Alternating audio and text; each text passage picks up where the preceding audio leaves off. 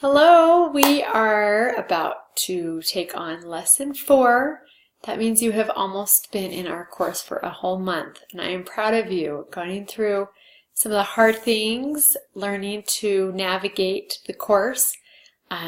So many of you, I know that it's been a little struggle or challenging. Just new things are always hard, but hopefully as you've stuck with it for these 3 weeks and now going into our 4th week, you've noticed a big difference in your learning. So I first want to start with late policy, because the first 3 weeks of the class you can turn anything in late and you don't get points taken off. They understand the first few weeks it's hard to be adjusting to the format, the due dates. Let's explain that policy. So starting today, when you submit an assignment, if you have 1 week, you can turn something in up to 1 week late. So it can be 6 days late, 7 days late, but then after that it's not accepted unless it's an emergency. So make sure that you are checking due dates. Not starting all Wednesday night assignments on Wednesday. Be working on it a little each day so you don't run into problems and can get things submitted on time.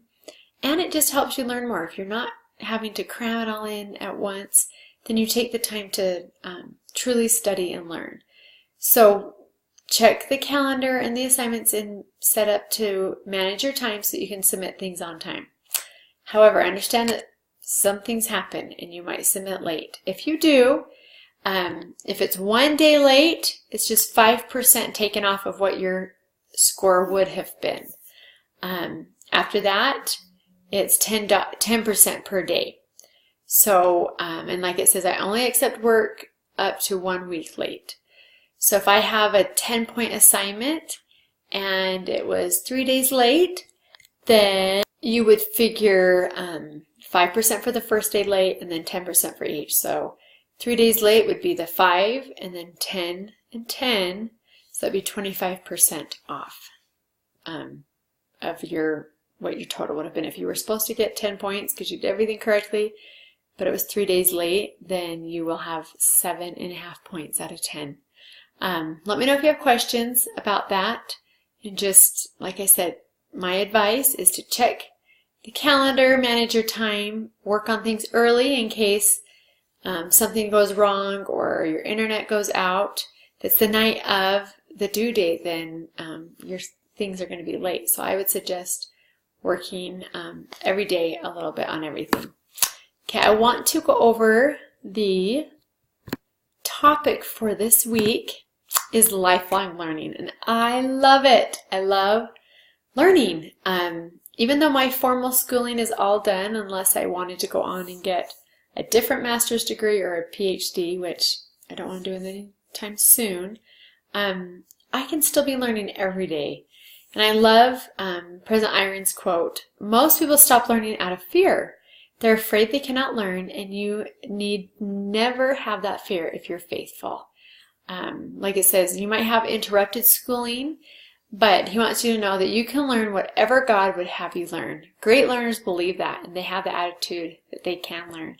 And I know a lot of you have that attitude, and that's why you've joined this program. If you don't have the attitude, I know as you continue to stay confident and keep trying, that you can gain that attitude of a lifelong learner. I'm grateful for even our dear prophet, President Nelson. Can you imagine at age 93 having this new calling and a lot more still to learn? And he is a great example of a lifelong learner.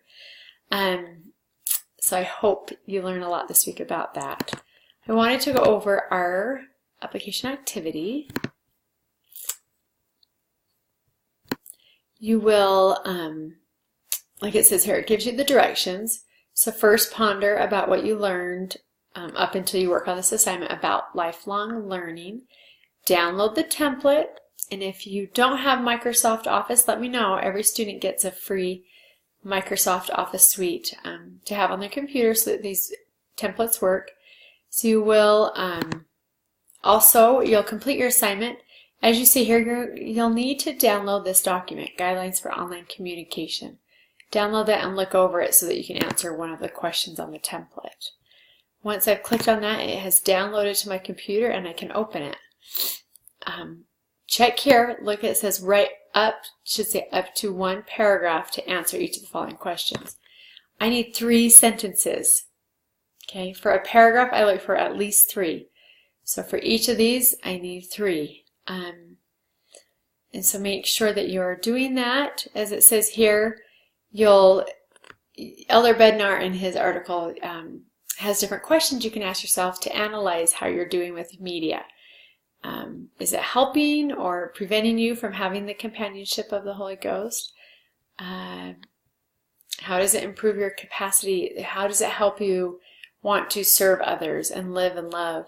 Then you'll set a short-term goal. That means it won't take very long to accomplish. Like it says, you're going to work on it for the next week. So you set the goal by this Saturday night, and then lesson 5, the week of lesson 5, you're working on that goal. So it should, you just work on it for 1 week. So it should not be, don't do, I will graduate with my bachelor's degree, because that's not something you'll get done in a week. It would be nice if you could, but make sure it's something you can do in just 1 week. And then once again, it is about how you use media. So instead of saying, I'm going to be better at how I use Facebook, it's a little too general. It wants you to be specific. I will post my favorite scripture or quote each day on Facebook. Or I will limit my time on Instagram by setting a 20-minute timer every night. Then you're going to create an email. It doesn't have to be a real email, it can be a pretend one. Or if you have an email you need to send someone, you can do this. You follow the guidelines from that document I showed you in the directions. Right here. You'll click on that and look over it and use those guidelines to prepare 6 sentences of an email. Okay? So have at least 6 if you want full points. And then follow those guidelines. And you'll type just your email into here. If I said, Dear Mom, and I type my email, okay? I have 6 sentences. And then I just need to say what different things do I have in my email that show good communication. And then you'll visit a website and talk about what did you like about that website. So make sure you visit the website to answer that question. So that's the template for this week, the application activity. If you have any questions, email me if you have questions about the late policy or anything else in this course. I encourage you to email me, and I hope you enjoy this topic of lifelong learning. It truly is something that I know we should strive to have, and it can bless our lives greatly. So, thanks everyone. I'll see you next week.